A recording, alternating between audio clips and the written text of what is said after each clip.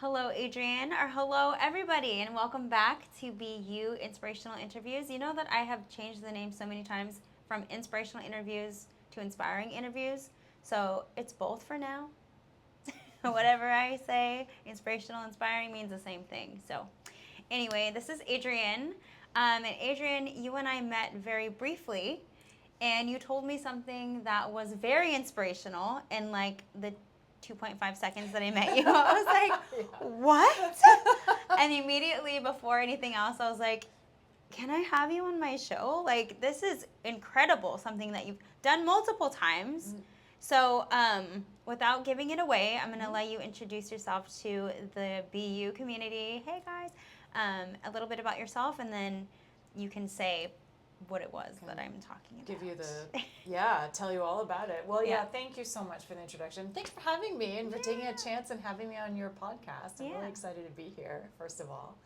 So I'm Adrienne Bliss. I'm the founder of Not Your Typical Health Coaching. So I'm just getting started into health coaching, but as you know, I've actually been my own health coach for the last 9 years. Yes. And the reason for that is that on Mother's Day 2016, I went on a hike, didn't know any better, came into contact with some brush and found a tick on my arm and yanked it off, which is the improper way to do it. Yeah. And flushed it down the toilet because I was so grossed out. Yeah. And 3 days later, my symptoms started. And so that was my journey with Lyme disease, which is why I'm here and what we bonded over. That's how everything started. That's so great. And then those of you who are not in California, are ticks everywhere in all states? Yeah, that's actually, I'm really glad that you brought up the state of California where we are, because there's a misconception, even among traditional medical practitioners, that there is no Lyme disease in California. And I was actually told that by a sports medicine doctor that I saw, one of the many, over the course of the years that I was sick with Lyme disease. Yeah, there are some that actually believe that it's not here, and it's everywhere. It's in all 7 continents. Misinformation. Like Yes. that. No. Oh my God. Yeah, so wherever you go hiking, please, cover up, wear your tick spray. Permethrin is the best for preventing it. There's some wonderful army shield garments that you can wear that are long pants, long shirts that are already pre-soaked in permethrin, which is this amazing tick. It actually kills the ticks on contact. It burns their little feet, so they can't actually crawl up your leg. So I wear the socks, the pants, the long shirts whenever I go hiking. Yeah. And it's phenomenal. So it's definitely, there are lots of things you can do to prevent Lyme disease, which is definitely the better way to go with a disease like this. Yeah. So take us through that day. Like wait, you said the symptoms started 3 days after. I got bit, which is really fast. Yeah. And that's typically, even people that have chronic Lyme disease and that are really sick, it tends to take time for them to develop their symptoms. And for me, the reason why it was so fast was because I contracted babesia, which is another tick-borne illness that you can get from a tick. Oh my gosh. There's about a dozen different diseases that you can get. So you got a double whammy of like... A double whammy, a triple whammy. I contracted about 7 or 8 different infections that day through one tick bite. Oh my God. You got like the king tick. That was ours. I got the one that's been around for a long time and biting a lot of deer, and then it bit me. Oh, God. But the best advice I have for people for prevention, apart from wearing, permethrin on their clothes, is stay on the marked trails. Don't go into the brush, which is part of the reason why I was exposed, is that I ended up going into the brush and I came into contact with a tick that they're just sitting there on the leaves waiting to catch a ride on usually a deer or a mouse. In this case, it was me. So you can contract about 12 to 14 different diseases from one tick bite, depending on what that tick is carrying. It can be really intense. But I contract, the ones that cause symptoms for me were babesia, which is kind of similar to malaria. It's actually a blood parasite. Oh my God. And requires a whole different kind of treatment than Lyme disease. Because Lyme disease is a bacteria, and typically you can just get away with antibiotics. In my case, it didn't work. And then I also got Bartonella, which was the other disease that I got that was causing symptoms, and so I had to treat both. And that's something that is really difficult for a lot of people, is that they get bit by one tick, and they develop maybe 3, maybe 4 different tick-borne illnesses, and that makes treatment a lot more complex. And it means that you have to balance the different medications that you're on to try to combat them. If you're lucky enough to get diagnosed quickly enough, when medications will make a difference. So take us through day 3 when you start feeling. Day 3. Yeah, so day 3 I woke up feeling dizzy, had a tough time getting out of bed, I felt tired and I hadn't slept well. And I was just struggling, and I couldn't shake a feeling of fatigue. And for me, insomnia isn't so unusual, but there was something different about this. This was a much greater form of fatigue. And I instantly thought that something had been wrong because of that tick, because I knew I had seen it and I had yanked it off. And I was like, oh God, this might be Lyme disease. And so I was able to get a same-day appointment with One Medical that day, and I was freaking out because I knew about Lyme disease, and I knew about, because I had a friend who had Lyme disease, and she had it chronically, and she was sick for 2 years before she finally got diagnosed. Oh my gosh. Yeah, she got diagnosed with all kinds of things first that were sort of random, like multiple sclerosis, then it was depression, then it was anxiety, and then finally she got diagnosed with Lyme disease. And by that point, it was completely chronic and systemic, so it was in all of her tissues. And I was like, I can't end up like this. Yeah. And so I freaked out. So I got tested right away, and the test came back negative. But that's not unusual. How many days does it take to? Well, typically, what can happen if it just starts in your system, you may have a slightly better chance of getting diagnosed with a traditional Lyme disease test. But that's highly problematic, and even the CDC acknowledges that between 40 and 60% of the time you can get a false positive or a false negative, which almost, I mean, what's the point of the test at that point if you're having symptoms, you know, and you had a tick bite and you know you did, and yeah, it's really difficult. So getting diagnosed with Lyme is often the biggest challenge for a lot of people who don't know what's causing their symptoms, and they wake up like me with dizziness, lightheadedness, and really intense fatigue. Those were the 3 key symptoms that stayed constant throughout my journey. Oh my gosh. So you got diagnosed, or you didn't that day? So I was misdiagnosed as fine that day. And then it wasn't until I went to see a doctor in Palo Alto who's a Lyme literate doctor, which is kind of how you have to do it. And you have to pay everything out of pocket. Insurance won't cover it. So you have to pay for an expensive test with a lab called IGeneX, which is still, in my opinion, the best, most sensitive test for not just Lyme disease, but all the major tick-borne infections. And that test actually showed me as positive, just barely, because it takes a while too for the different titers to show up in the blood test. So yeah, you're better off just starting the antibiotics course within 48 hours if you've had a tick bite. Yeah. And then hoping that the test comes back negative before you start to experience symptoms. But in essence, what happened for me was I got diagnosed within about a month.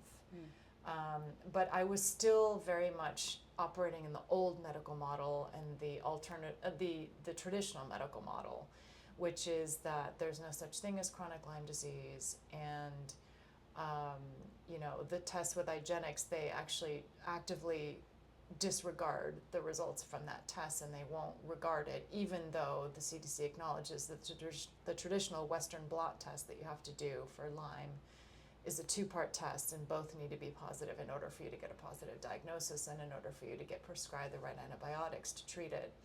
So it was actually haggling with various different people. I went to UCSF, Department of Infectious Disease, and got yelled at for 40 minutes by a doctor there who said that, oh, don't believe IGeneX, they're all quacks. And I was like, well, look, with IGeneX, I have a diagnosis, I have a clear treatment plan, and an understanding of what's going on.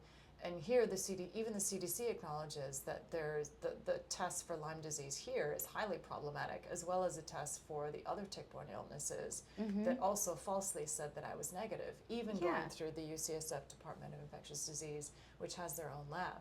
So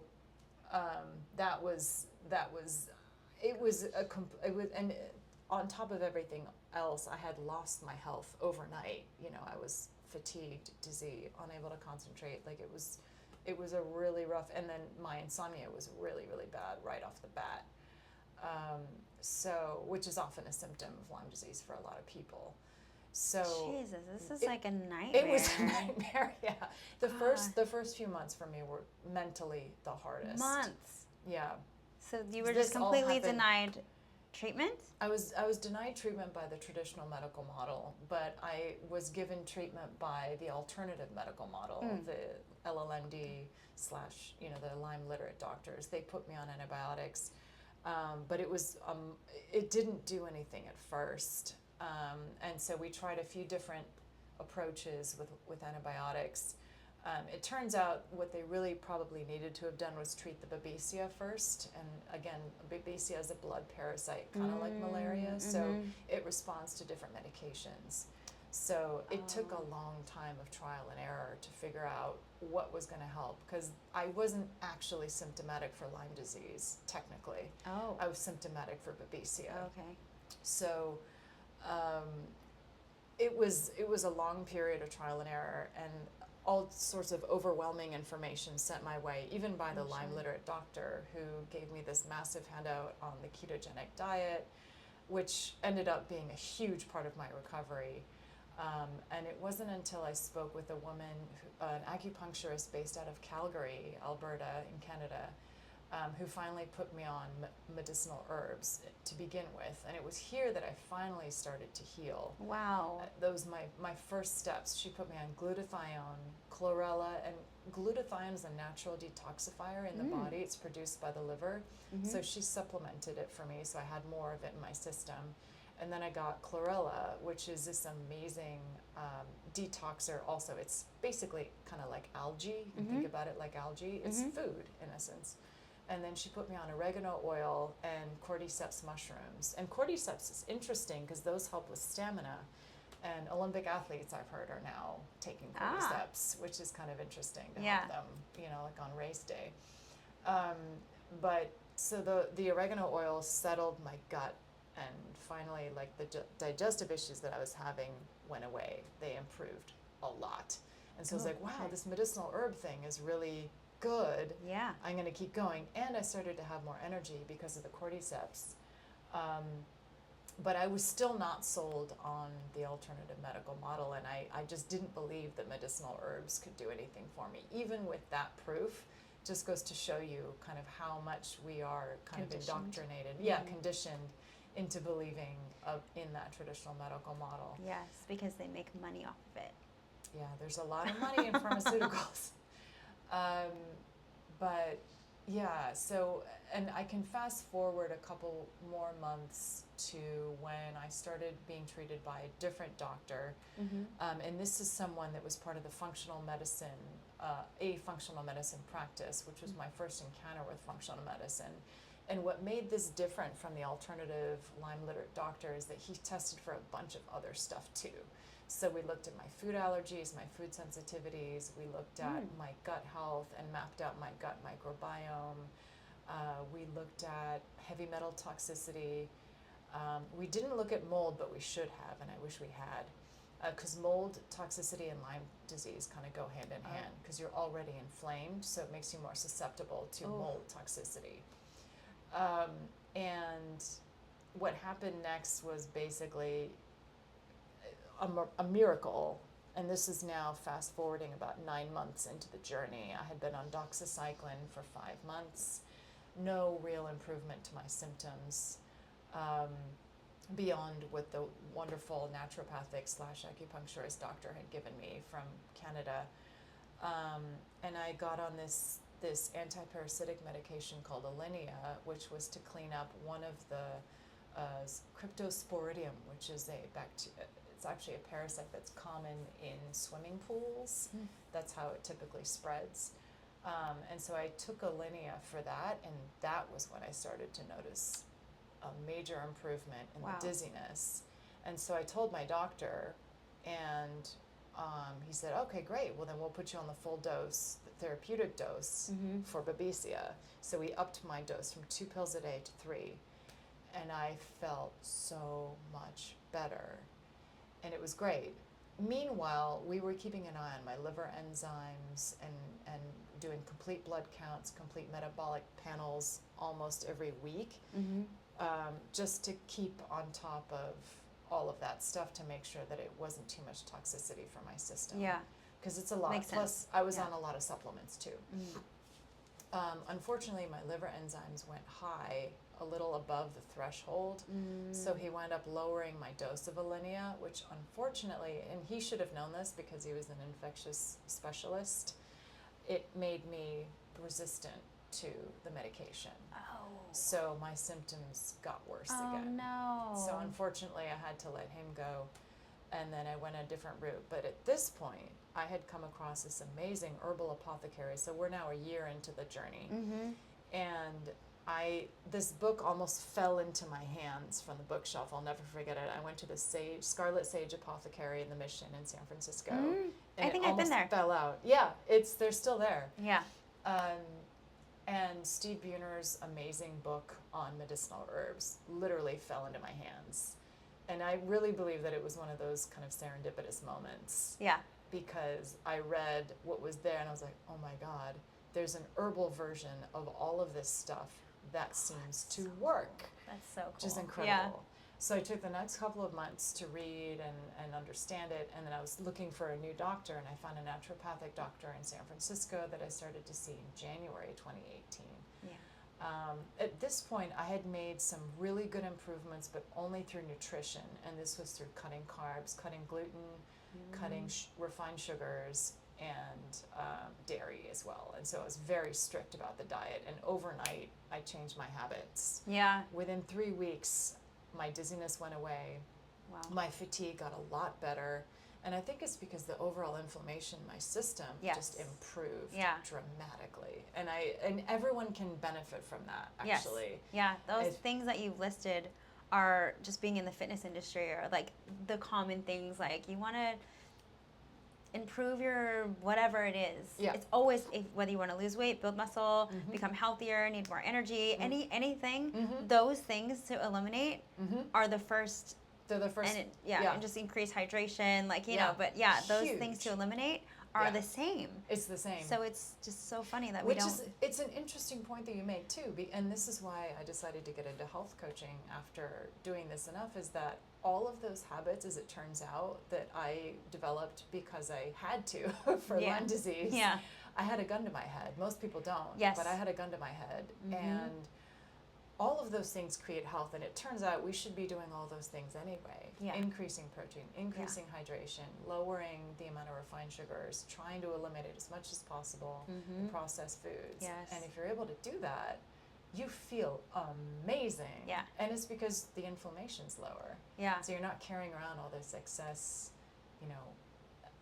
inflammation that makes you tired and makes you lose your energy. So so that was a huge revelation, and then I finally realized at this point I had learned all about patient advocacy, and this is something that's really critical. And another reason why I'm a health coach is I want people to empower themselves with information, with confidence also, and the ability to understand what it is they need to know about their health that can get their health to the next level. Yeah. It's like you need to take control of your health, because the model we have right now is kind of the sick care model. It's like you only go in when something's wrong. Yes. But actually, it's way better to prevent the sickness. Plus you feel better, you look better, you enjoy life more. If you're able to follow all of these amazing, and even just follow half of them or a few of them, you notice a huge difference in your overall sense of well-being. And you just have a better life that way. Yeah. So fast forward, I was finally telling my doctor what I wanted at this point. It was about 1.5 years into my journey. And so I said, look, I want to do Stephen Buhner's protocol for Lyme disease, Babesia, and Bartonella. And he's like, okay, but I was like, I want medical supervision from you because as a naturopathic doctor, you understand how all these medicines work together. Yeah. And you can help just kind of oversee everything. He said, okay. And so I was like, I want to go on Japanese knotweed. I want to go on andrographis. I'm going to continue the oregano oil. I'm going to continue the glutathione, the cordyceps, the chlorella. And, you know, I want to do a few tests and then, you know, we'll take it to the next level. And he said, okay. Which, to his credit, he was game for that, and in essence, awesome. being told by a patient what she wanted. So, and it worked. Like, That's so amazing. It was incredible. Within 10 days, I noticed a big difference in my energy just going on the Japanese knotweed. That was insane. And Japanese knotweed is an herb that I highly recommend. It's the highest, most potent herb that contains the highest amount of resveratrol. And resveratrol is getting a lot of attention in the medical community now. What does that do? It lowers inflammation. It does everything. It lowers inflammation. It's an antioxidant. In the form of Japanese knotweed, it's part of this larger compound that fights. It's antiviral, antibacterial, anti-cancer, antifungal. It helps with neurological inflammation. It's an absolutely phenomenal herb, and I'm so lucky that I reacted well to Japanese knotweed. And it's a herb that people tend to handle quite well. In fact, most medicinal herbs are, and this one is really the powerhouse of all the medicinal herbs, and so I highly recommend it. And if you think about it, it makes sense because it's a weed, right? It grows on the side of the road super easily because it has this incredible defense mechanism that's natural, that's built over millennia as it's evolved to be its own antifungal, antibacterial, antimicrobial. So to stay alive under any condition means that it must be really strong. Yeah. And thankfully for us, those benefits translate to us when they're ingested. That's so awesome. So where can we get that? There are some providers that I can list out. There's Green Dragon Botanicals. I use their version of Japanese knotweed. It's in capsule format. You can also get it in tincture format. And for that, I like Woodland Essence. Basically, whoever Steve Buhner has recommended, and Steve Buhner is this amazing herbalist who passed away recently, but he did a phenomenal amount of research using PubMed, so publicly available information on the internet and studies. He was able to put together this entire protocol for all these different tick-borne illnesses, and I followed that, and it worked for me. It put me to remission. That's so awesome. It was incredible. And I fully 100% believe in the herbal remedies. Like I do my own things. I take chlorophyll in my water every day. I have the black seed oil. I do the 15 drops every day. I'm off and on with the sea moss just because I get the gel form and it's just not the best. But I mean, I forced my mom to take a spoonful because I had it delivered to her house, and she's like, "It tastes like mold. How do you do this every day?" Yeah, they have a funky taste, some of them. Even the flavored ones. I'm just like, well, I gotta do what I gotta do. And what else do we do? I make clover tea. There's just so many different things that like you can do for different things. But getting on a more serious level of like health issues, like there are some herbs out there that will cure and help. So my aunt had been diagnosed with breast cancer, and I immediately ordered her soursop leaves to start making tea because I had read that helps with that like combats it somehow. And I'm like, in my family, I'm like a woo-woo, like, oh, you're just into that woo-woo stuff. I'm like, well, it's either try it and it doesn't work and it doesn't hurt you, or try it and it works. Like, just listen to me. Right. I've done the research. Yeah, you know? So how can we take this information and share it to people where it doesn't sound that way? I mean, you put it in terms that, like, I feel like are not woo-woo. When I say things like that, I feel like I say them in a way that people are like, you know. Yeah, I totally hear you. And the thing is, part of it is also, it's inherently bio-individual. To your point, like, you figure out what works for you, and then you can keep doing whatever that is. And everyone is different. We kind of refer to the body as the terrain.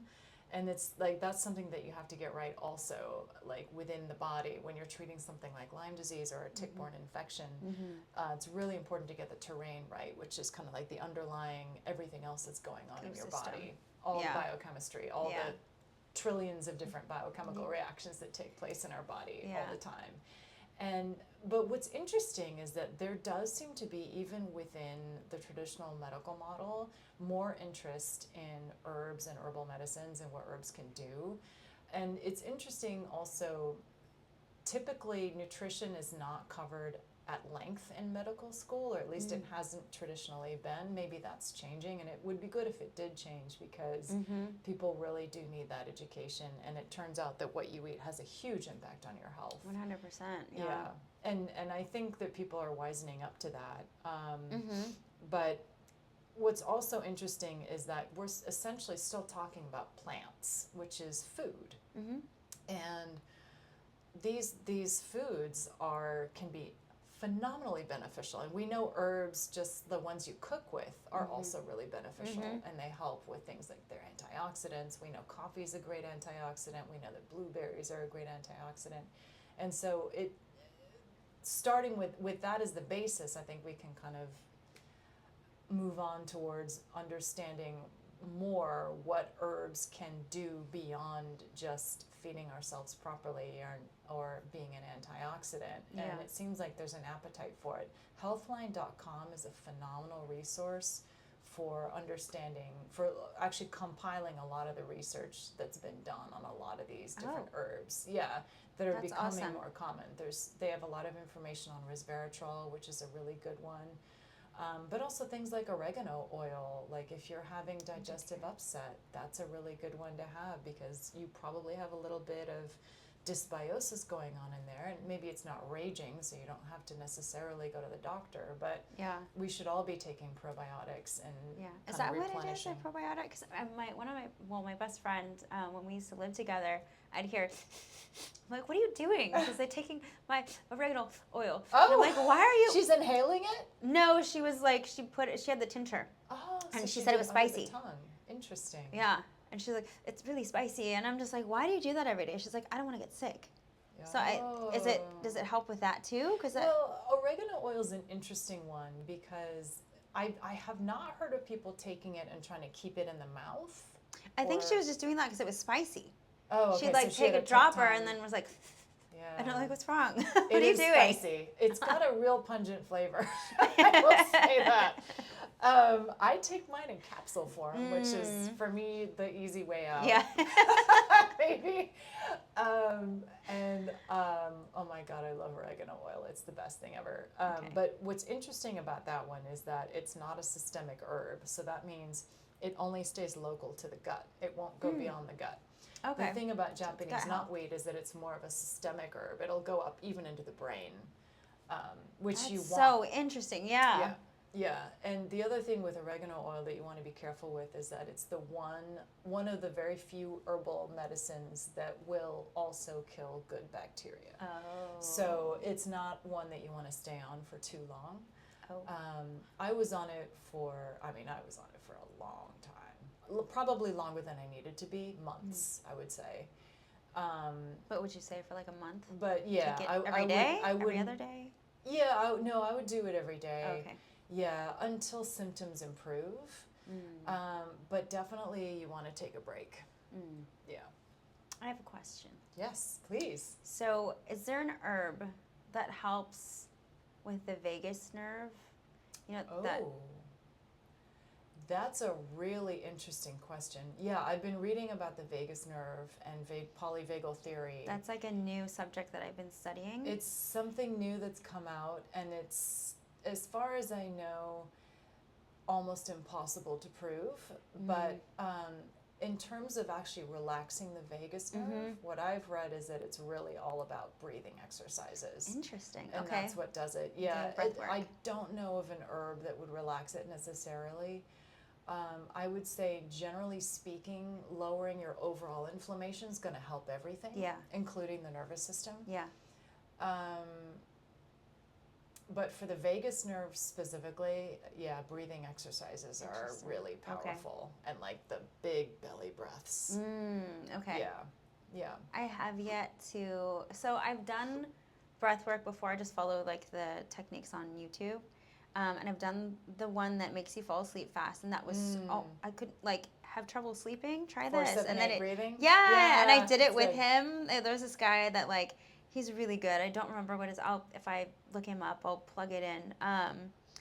But I was like, this is crazy because I did the whole thing with him, and I toward like the third like round, I was like. I think it worked, but I just like kept doing it with him, and I immediately turned. Yeah, and I was like, wow, that's breath wonderful. work is super powerful, It's and I keep very hearing powerful. about it, and people do it every day, every morning, and I just haven't gotten that into my routine. I'm trying to, because I used to meditate every single day, Good for like you. just like clockwork, like it's time to meditate, do not disturb, but I haven't in a while, just because the stupid excuse of like, I'm busy, I'm doing this, doing that, which is it's hard. Life happens. An excuse. And then like, and that's the funny thing is too, is that you fall out of the habit. Yeah, and it was such that's a good the worst habit. Piece is that it's hard to get that back. Yeah. I think it's just discipline. It's just discipline. And there are other things that I'm doing for 15 minutes that I could have been practicing discipline, just sitting there and breathing, but that was something I also wanted to incorporate into my day, but my mind works like, get your meditation down first and then add something new. Well, can I ask you a question? Well, why do you think you fell out of the habit of meditating? Lack of discipline, really. Like you said, life happens. And I would just find other things to do. But like, I have to do this first, and then I'll do it. And then I'll just get out of just be like, I'll do it tomorrow. And then it was always tomorrow. Right. So, then that went on for months. And then there was excuses of like, I used to do it at the same time every day, and that time slot's gone, so I have to find another one. And they say not to do it at night before you go to sleep, so I guess I shouldn't do it then. And that's like the time I have. So I think ignoring those little thoughts. Well, what would be a good time for you when you do have, say, like the 10 or 15 minutes to meditate during the day? Well, I used to do it right when my alarm went off. I would sit up immediately, and I'd set a timer for 20 minutes, and I would do it every single day. And if my alarm didn't go off or something happened, I'd have a break in the afternoon.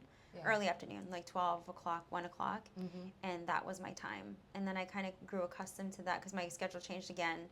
So I couldn't do it in the morning, but I did it every single day at 12 or 1 between those times. And when I think I lost my time slots, I think I was just so used to that, creating that habit. I lost the time slot. So I had looking for another, like, when would this feel good? And I think I've just conditioned myself into that time slot where I'm like, this is really good, I like this, versus like, well, when do I have time? Yes, when I get up in the morning, but there's those excuses that come in, because now I have my morning routine, and it's going to take away from this, or what, just excuses. So, well, do you think that, I mean, it sounds like you want to get back into the do. habit. And it sounds like you, in order to make it a habit, you would need to do it at the same time. For the way I operate, I'd have to make it a thing for me, like daily, no matter what. And I used to be really good at that. I used to be really good at setting boundaries, like, no, I'm doing this from this time to this time. But I think life kind of got a little chaotic. My schedule got a little bit too busy, where when I come home, I just want to make dinner, feed my animals, and like sit there for a second, like decompress, instead of like, in my mind, I feel like it's work, because it's something I have to do. Because I also, every morning now, instead of meditate, I listen to a podcast that I'm going to learn something from every single morning. I don't listen to music. I don't, that's just part of my routine. I'm like, what am I going to learn today? I need to learn something before I start my day, which is important to me now. So that's become a habit that I really enjoy. It's a good one.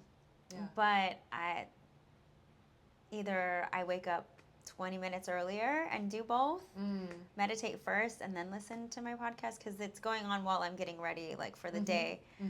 So it's background, but it's going into I like to imagine the information's going into my subconscious, so I'll always remember it, or, but I am actively listening, but. Yeah. Well, maybe and it was interesting that you mentioned you were better about setting boundaries before. And I'm wondering. What happened? No, I'm wondering if you can bring that back, the setting boundaries piece. It sounds like life really did change quite a lot, and maybe it's inconsistent time-wise. Yes, yeah, that's the thing. It sounds like that probably threw you off.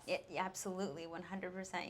You hit the nail on the head. Where, like, I'm a very regimented person, and the fact that, like, I couldn't be as regimented, because I randomly have a meeting at 11, and I'm like, okay, well, that's my meditation time or my podcast time or whatever it is. Like, okay, well, there goes, that's part of my morning routine. Because I had set that I get into work at 12 and I stay until closing, because I want my morning to be productive for myself. I want to have a slow morning. I want to, and I was over the moon when the owner of the company I work for was like, yeah, sure, as long as you're productive at work, do whatever you need to do. So I was like, oh my God, this is amazing. So, but then, like, at a corporate level, they'll send me an email, hey, we have a meeting at 10, meeting at 11, and I'm just like,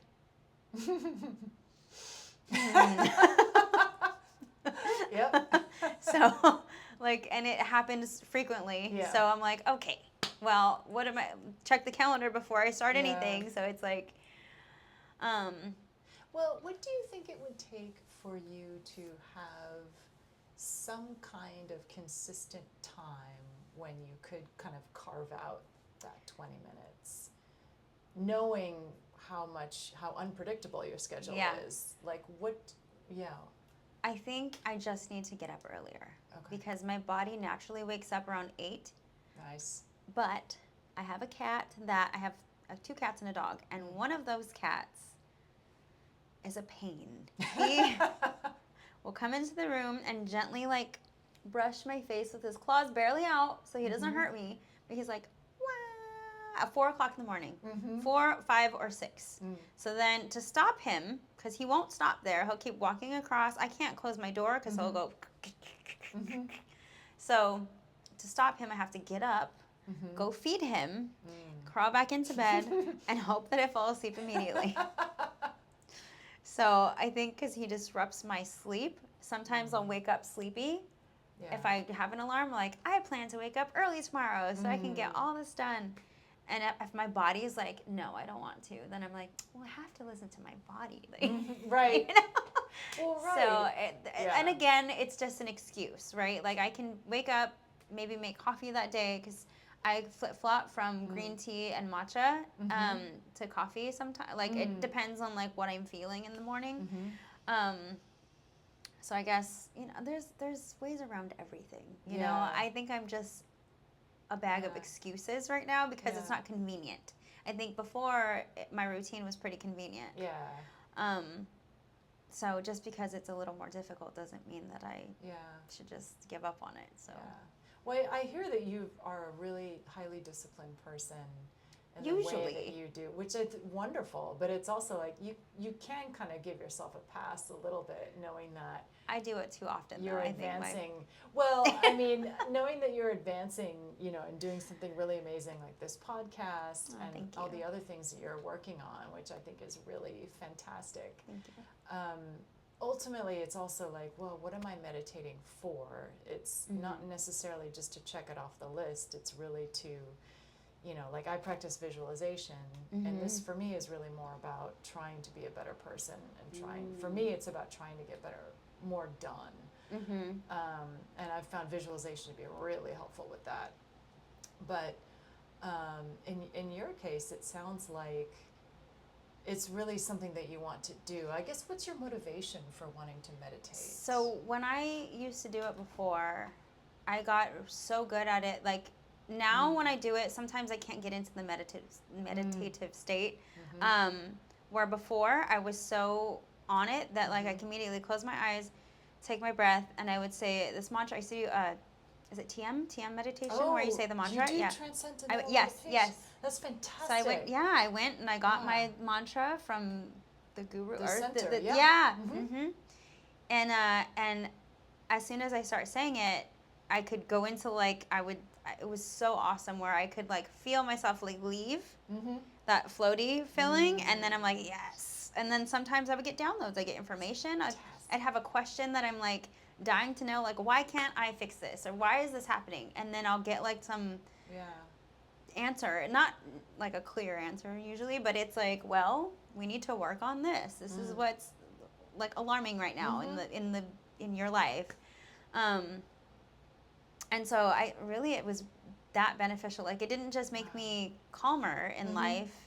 It actually gave me answers to like things that I needed to know. For. Yeah. That's phenomenal. That's one of the reasons I wanted to try TM. I haven't been able to go and do it, but it's something that I really would like to try. Yeah. And that's awesome that you have that practice because you have the mantra, so you're able to kind of incorporate. That's fantastic. Yeah. I think that's great. And I love it. And that was something like, total side note, but I really got into David Lynch. You know, unfortunately he passed away in January, but you know, it's his foundation that founded TM meditation and it popularized that. And what I thought it was so great for is this notion of like just the bottomless creativity that he's able to tap into as part of it, which it sounds like you did too with your answers. Yeah. It's so powerful because like and that's the premise of coaching too, is the wisdom is already in us. Yes. We know this. Yes. We know all of these things. Yes. It's really just about what's that healing presence and the way of tapping into it, and that's transcendental meditation. Yeah. Yeah. Oh, that's fantastic. Yeah. Well, thank you for indulging me in that. Yeah. But yeah, as far as trying to get back to it, I mean, do you think it would work if you were able to try to just maybe set the timer for 20 minutes earlier? It sounds like the benefits are so great. Yeah. Or I can just do it as soon as I have to feed my animals because they won't let me alone.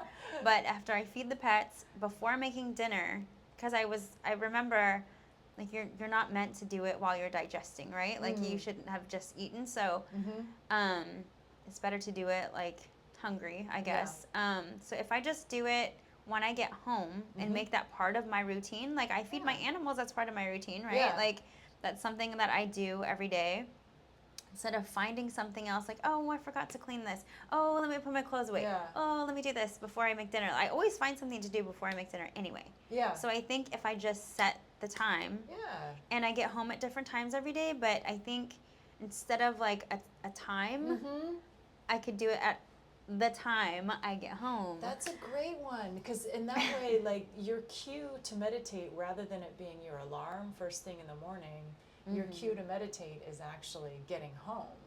And that can be whatever time that is, if it's the middle of the day or if it's at night. And that's your cue. And then the reward is having those answers that you get. Yes. And it is going to take a while, though, because I have done it periodically, like to see if I could just get back into it. And the thoughts are like just...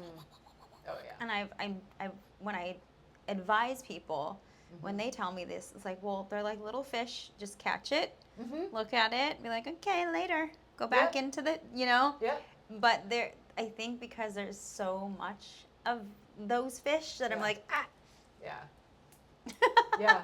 So, but again, it's practice. Yeah. So that and it's also like if you can make it, if you can automate it, and this is the beauty of like Charles Duhigg wrote this amazing book on the power of habit, which I liked, and that he kind of modeled it out, the cue, routine, reward. And that's why for you the cue is getting home. Yep.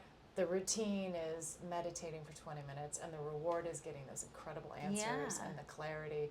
And I think it's probably okay too if the first few sessions maybe don't go, you're picking up a lot of fish in those sessions, right?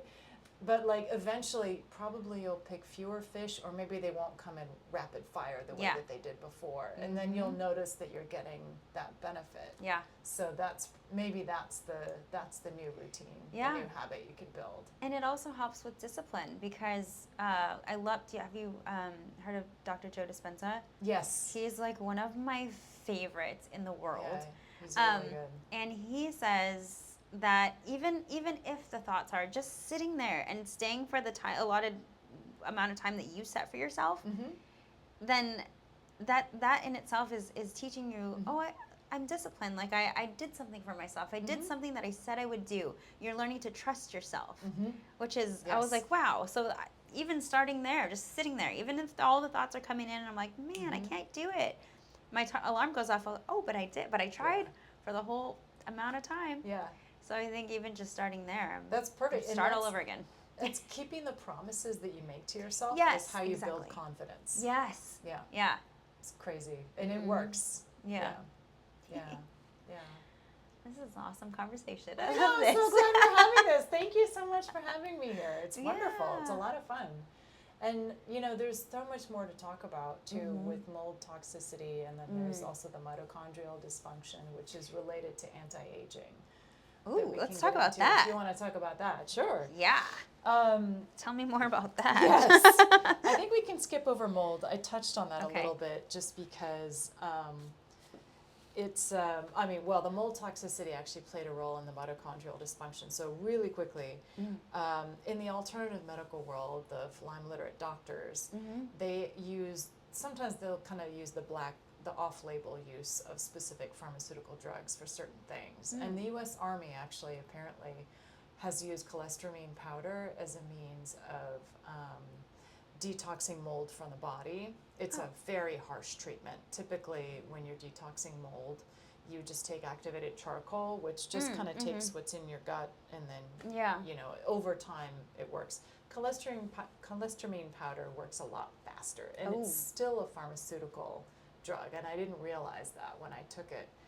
But basically what happened was I was also taking the at the time it was the cutting edge, like silver bullet for Lyme disease, we believed.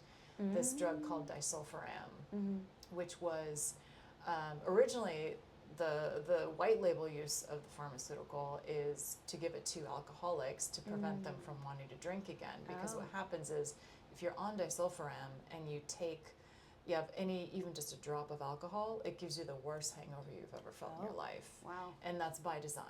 Yeah. But it's a neurotoxin. And we know this. We've been just prescribing it to alcoholics since the 1950s. Yeah. And there was a researcher in Stanford who did some research and said that it was actually, he saw a miraculous recovery from Lyme disease for this three patients, one of whom basically healed, very quickly and never needed anything again. And, 2 years after treatment, he was still doing great, which is unheard of in the Lyme disease world. Yeah. So I was like, sign me up for disulfiram. Because it also has activity against Babesia. So 2 for 1. So there we you think. go. Yeah, exactly. Well. 2 for 1. But I found it didn't really, it did some, it helped some, but there's such a huge risk in taking it because some, especially for Lyme patients whose systems are already compromised and they're nutrient deficient probably, and they're dealing with all sorts of other issues, the disulfiram is just a really bad idea, I think, probably for most. I have not heard of anyone who made a complete recovery from Lyme disease or Babesia by taking disulfiram, and this is having been on the Facebook disulfiram group, which seems to be the main group that they communicate through.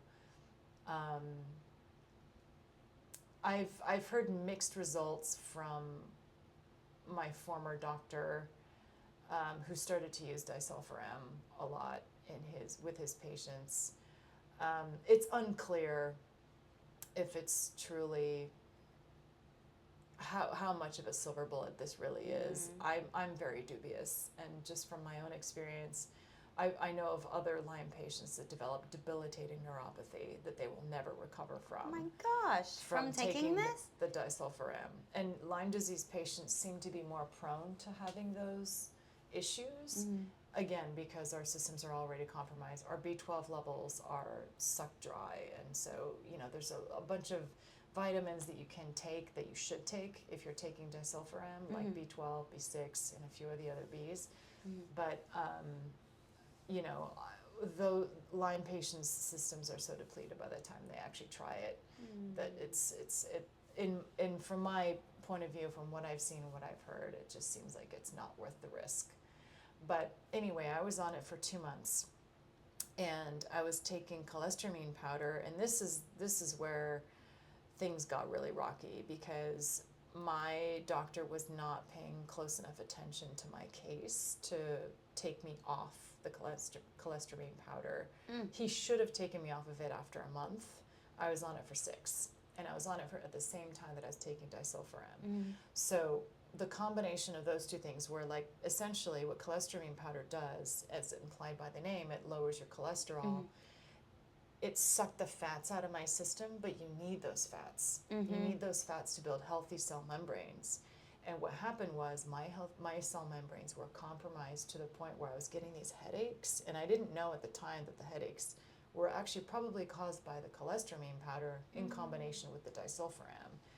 But in essence, after 2 months of being on both of those drugs at the same time, one day I woke up and I could barely walk, and that was how my symptoms, my mitochondrial symptoms, first expressed themselves. Yeah. And I remember trying to walk up 18th Street, and I could barely do it. I had to stop 18 times to rest because I couldn't do it, and it felt like I was pushing like a concrete leg up the hill. Oh my gosh. It was incredibly difficult. It was so hard. And gradually I got a little bit better each day. But I was still on the cholesterol powder, and my doctor didn't know what was going on. And I decided, all right, I'm going to stop taking it. Because I noticed one time when I took the cholesterol powder, maybe about an hour after, I felt what felt like something shooting up my leg. Oh my gosh. And I'm thinking that it was probably my cell membranes collapsing, like in real time, because I felt it in my legs first, and then a few weeks later I felt it in my arms. And so I fired that doctor, and took months to research those symptoms and try and understand what it was. And then I stumbled upon Dr. Bruce Hoffman, who diagnosed me within about 5 minutes of talking to me on the phone. Wow. And said, look, you have mitochondrial dysfunction. I was like, oh my God. I was like, I have a diagnosis. We know what this is. It was such a relief. And he said, and I said, but can I recover from this? And he said, oh yeah. Oh. Like with such confidence. Yeah. And I didn't know this at the time, but that's one of the things he specializes in treating. Oh, that's so awesome. Yeah, and he's a true functional medicine practitioner based out of Canada, and absolutely phenomenal diagnostician. And through his program, I needed IVs as well as this really advanced supplementation program that he put me on. He put me on the autoimmune protocol of paleo, just to make sure. I mean, we did all the other tests again. We did my food allergies, food sensitivities. We looked at my gut. We looked at he looked at a bunch of different things, and I can't even remember all of them now. But we turned me, in essence, inside out with testing to see what was going on. And then we did this amazing blood test with a lab called IGL. They're based out of Germany. And they took almost an entire pint of blood out to test from all these different perspectives. Yeah. FedExed it overnight to Germany and came out with my mitochondrial report, in essence. That is insane. Oh It was insane. Yes, you're not wrong. Wow. That was crazy. I've never seen anything like that. But we looked at the inner workings of each molecule. I mean, we really dissected my cellular health to an extent that they actually offer it in other alternative medical practices now, the IGL test. So you don't have to send your blood to Germany. Well, you still have to send your blood to Germany, but you don't have to necessarily go through Canada. You can go through your regular doctor. So we don't your have these technologies here? Doctor. Apparently not. Oh, but they have this amazing test there, and they were able to tell me that my mitochondria were depleted in number, and they were dysfunctional, highly dysfunctional, and in some cases they were located outside the cell, which means that they were producing ATP, which ATP is basically, you can think of it as the chemical of energy in the body. Your mitochondria are like are batteries for each cell. They're in each cell, and they are the ones that produce energy for the cell, called ATP. If they produce ATP outside the cell, it triggers massive inflammation. I mean, I can see that. Yeah. It's very bad. You want to produce it inside the cell, and then it goes out through the proper channels. Yeah. That's crazy. I didn't even know that could happen. I know. I didn't either until I did it. Wow. Accidentally. Yeah. But that was it was a mind-blowing experience. And so I went to a clinic here that's local and was able to get the phosphatidylcholine IVs and glutathione intravenously, and that helped immensely with just flushing the toxins out of my system. Because you can imagine, if I've got mitochondria located outside the cell producing ATP just randomly in the bloodstream, I've got inflammation up the wazoo. Yeah. And so that flushed the toxins out. And I felt noticeably better even just after the first IV. Wow. It was amazing. And then over time, you can really only replenish the phosphatidylcholine by ingesting it. It has to go through the gut. It has to be absorbed through the gut in order for it to be used as fodder to rebuild your cellular membranes. But that's, in essence, how you protect the mitochondria. You eat a low-carb diet, and you take phosphatidylcholine, glutathione, and then you take this. Well, I took a supplement called ATP Fuel, which is phenomenal. It has all the Krebs cycle ingredients in it, so like all the different ingredients you need at supplemental amounts to produce more energy, literally more energy. And that plus dysmuzymes and a few other things, protein powders. I had to take this power shake in the morning.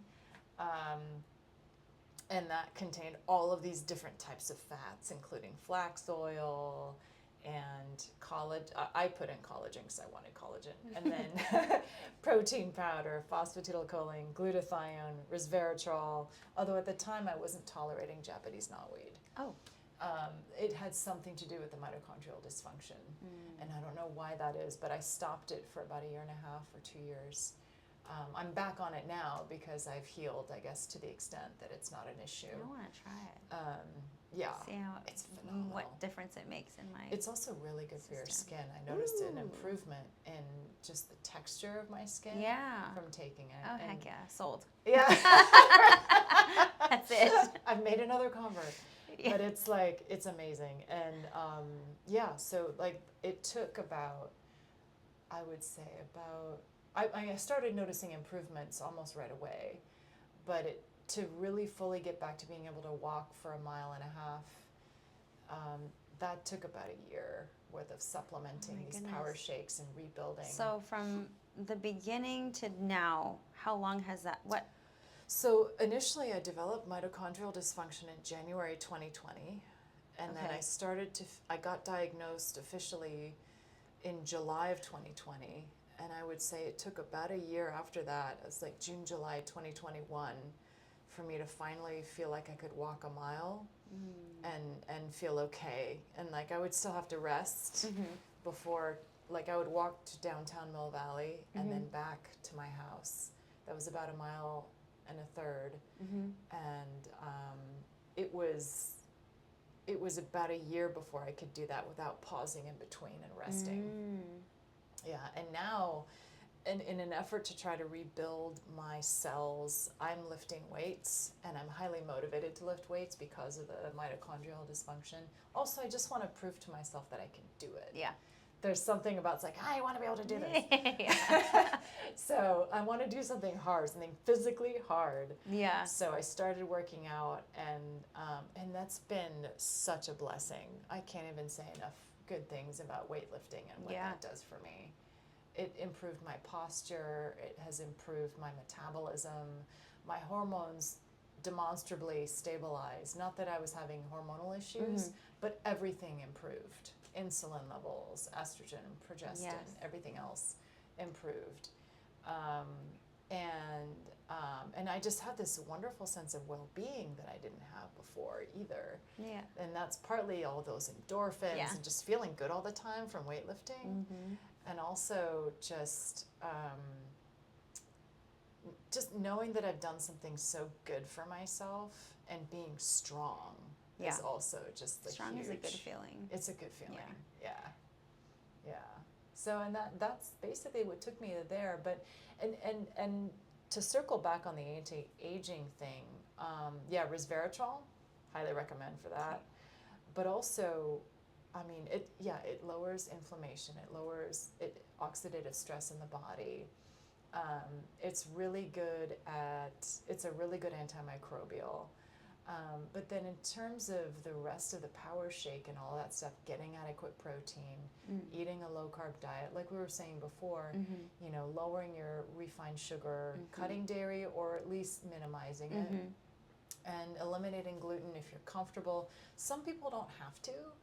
I feel better when I'm not on gluten, and I can tolerate it. I don't have celiacs, but or a gluten sensitivity, but I just feel better overall on a lower carb diet.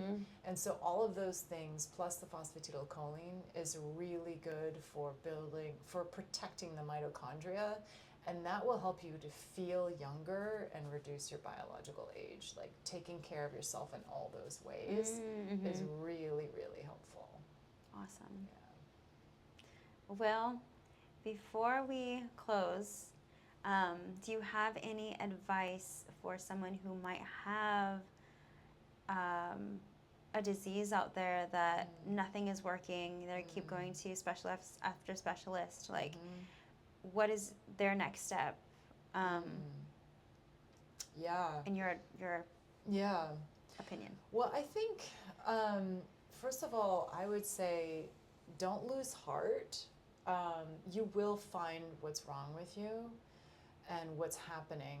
I would also say that a few things. On one hand, one of the most powerful tools in my arsenal when I was coaching myself through Lyme disease and through mitochondrial dysfunction was actually keeping a journal of my symptoms. And I have a spreadsheet at home of all the supplements and all the medications I've taken since 2016. And noticing what happens when I do one thing versus another.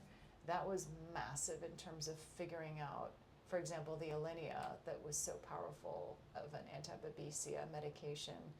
It was because I journaled and looked at my spreadsheet, and I was able to make a link between starting the Alinea and feeling better. That's one piece. It's like a huge, huge, huge thing, a medical journal or spreadsheet or both. And then the other thing is, there's so many things you can do, even if you can't get diagnosed, even if you don't ever figure out what the issue is.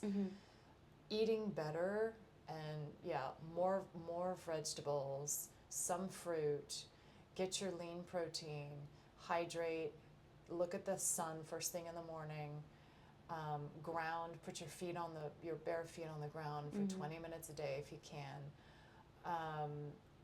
There are things that you can do: build social connections, develop a spiritual practice, figure out what your purpose in life is. All of these amazing habits create health, and they build on one another. So the more of these things you're able to do, the better you're going to feel, regardless of what is going on. 100%. So create health. Yes, I love that. And for those who want to get in touch with you, maybe book a session with you, are you available on Zoom? Yes, I am. I'm available on Zoom and Google Meet, And I'm at notyourtypicalhealthcoaching.com. All my information is there. Awesome. And I'll also plug it into the little Little part. description. There you go. Yeah, there you go. Yes. Thank you for so that. much. Yeah. It's been such a pleasure chatting with you. Likewise. This is awesome. Yeah. I feel like we are on the same Same wavelength. yes. For sure. Yeah. Yeah. So before we close, so the way that I close my show is I ask the audience to be who, but then you cut in and you say, be you. Because we always want to remain our true, authentic selves. We're not ever trying to be anybody else but us. So, be who? Be you. Bye. See you next week. Bye.